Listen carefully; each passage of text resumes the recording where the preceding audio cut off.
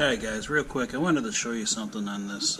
So I got it all back together, and the other thing is, when I put the timing back together, the belt has always been kind of an issue. So even with the stock cam, when you go to put the belt on, the teeth have always kind of sat with the belt, so the teeth actually meshed face to face. They'll never fit in the slot here.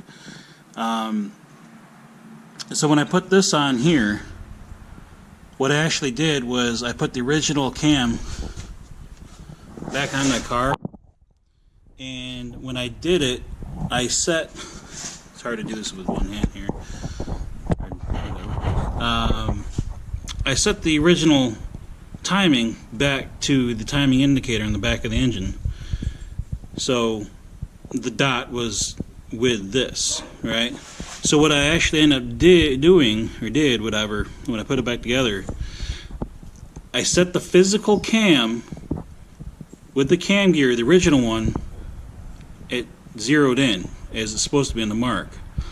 So then I gently took that cam gear off, put the aftermarket one on, and then when I found the gear that was pointing to it, like where the dot would be, I actually put a little notch, if you can see it there. I took a file and filed in a notch where that was. Alright, so, and then when I got the belt back on, what I did was I loosened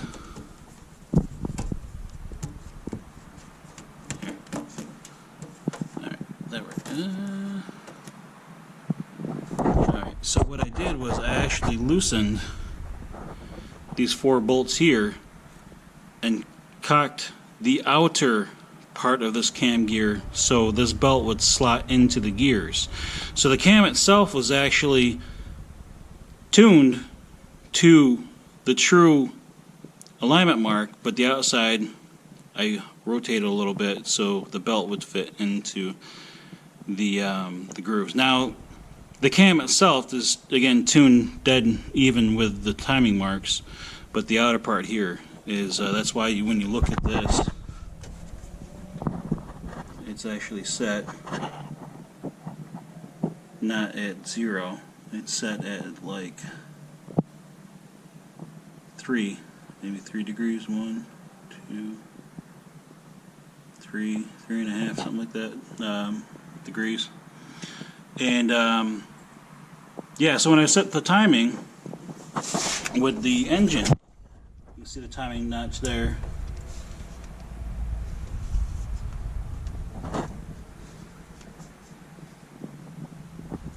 See the timing notch there. I set the timing with the engine.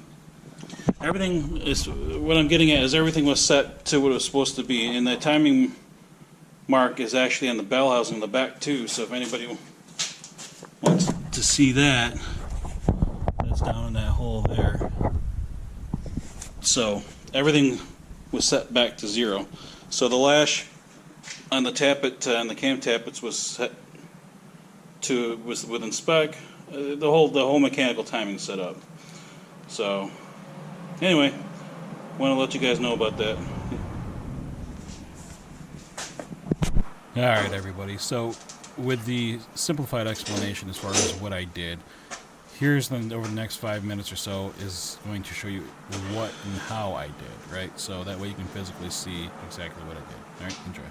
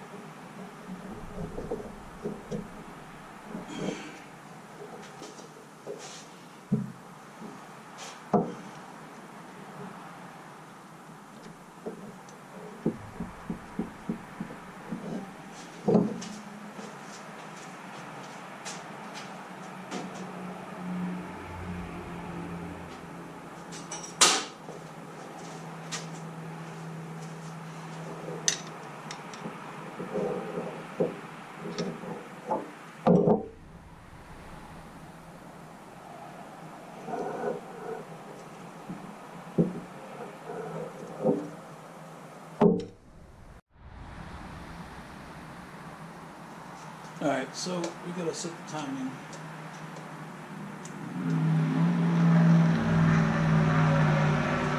First we gotta give it a lot of oxygen, get it started up because the cam's new. Once we get it going, then I gotta set the mechanical or ignition timing, sorry. Mechanical is dead nuts on, so that shouldn't be a problem.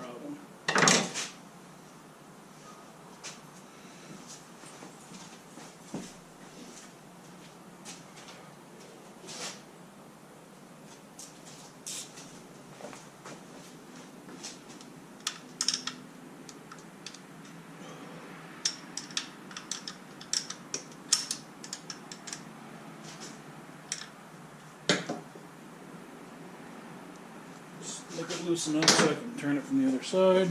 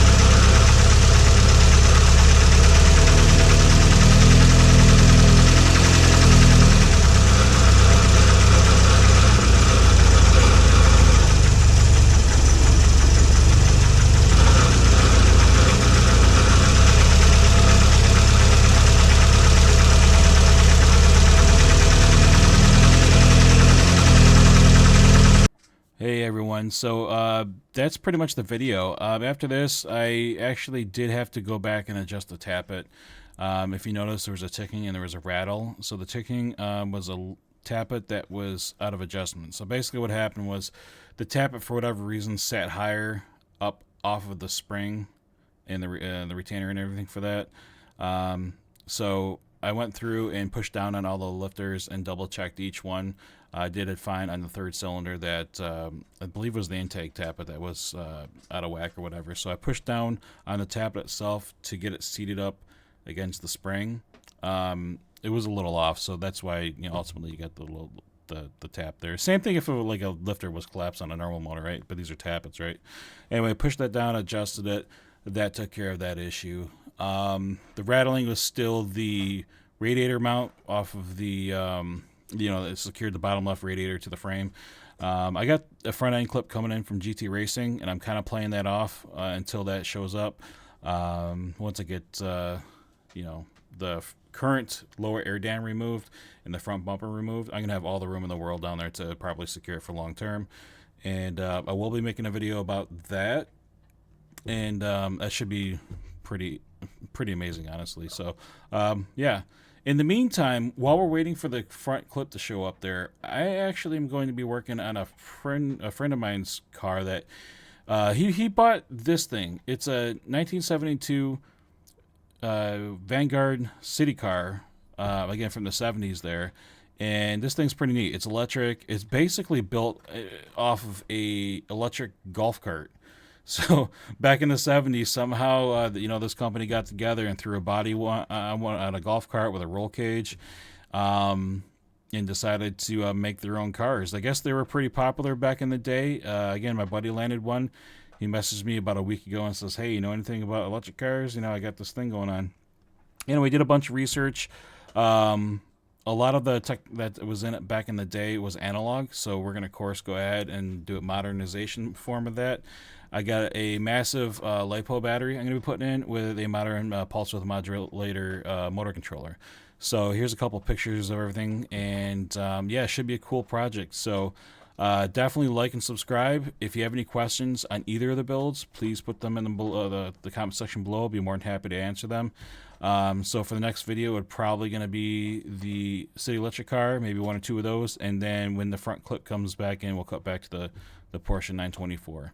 I am still working on the quality. You know, it's interesting when you watch other people's YouTube videos about cars and trying to make them entertaining and everything.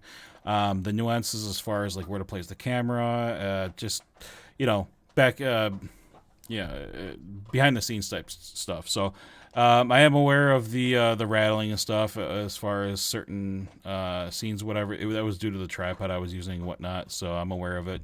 And but anyway, you know, hey, you got to start somewhere, right? So again, thanks for tuning in, and you know, we'll catch you on the next one. Peace.